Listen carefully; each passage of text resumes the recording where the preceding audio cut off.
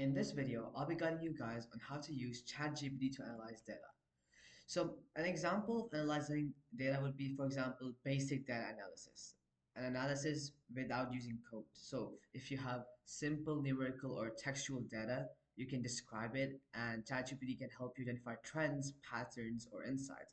A very, very simple example would be I have sales data for the last 6 months, and let's say the numbers are 120, 150, 130, 170, 200, and 180.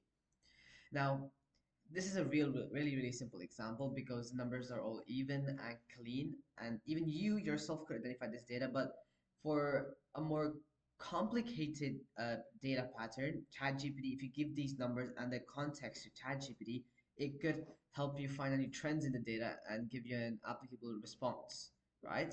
Now, aside from basic data analysis, ChatGPT can also use coding data analysis. That includes code, obviously.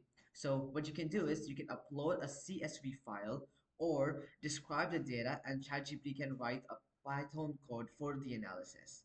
Examples such as data cleaning, like handling missing values or duplicates, or something like statistical analysis with means, modes, and medians or standard deviation. Something like visualization is also possible, such as graphs using Matplotlib or Seaborn, and also machine learning, basic predictions using scikit-learn, right? And obviously, you can also upload and ChatGPT to process the data. If you have any kind of file, it doesn't really matter. Like I said, it could be a CSV file, perhaps an Excel or a Word file, a Notepad file. You just have to upload it, and ChatGPT will analyze it for you and give you the trends or the information you need. Now, not only that, but the ChatGPT also has this useful function. Since we know that ChatGPT cannot access the latest information, right? Because for that, it will just require a lot of day-to-day information transfer between the ChatGPT admins and ChatGPT, and that just takes so much time. So we know that ChatGPT is up to date to a certain point of time, right? So let's say, I'm not sure, but I think ChatGPT is up to date till 2024 or something, something like that. But okay.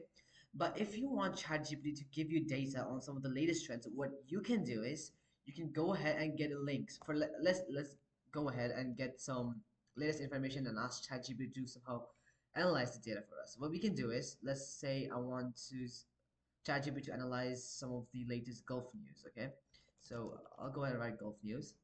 Let's go to their page and let's just click on any one of these articles here. Okay, I'm gonna click on this one, and what I'm gonna do is I will click and copy the link, right? I can close this tab and I can paste the link here. Now I can ask ChatGPT to do anything, because what ChatGPT can do is it can go onto this link and read and summarize all the data for you. So if you want ChatGPT to summarize it for you, you can go ahead and say, "Can you summarize the data on this page for me," right? So if you just go ahead and enter that, it'll analyze the data for you in a small paragraph, or if you want it in more detail, yes, it will give you more detail. You just have to ask it, right? So ChatGPT is very helpful in this course, but obviously this isn't for free. You do get a first few attempts every single day, I'm pretty sure, but if you want to continuously use this feature for ChatGPT, you will need to get ChatGPT Premium, right? So otherwise, I think you do get 3 uses a day. If I'm right, yes, I think you do get 3 uses a day for using links such as this or anything that's related to file uploading or anything that's related to ChatGPT analyzations. You would need ChatGPT Premium unless you just want to stick to 3 limits or 3 uses per day, right? So I hope this video helped you out. I hope you understood how to use ChatGPT to analyze data, and I'll be seeing you guys next time. Peace out.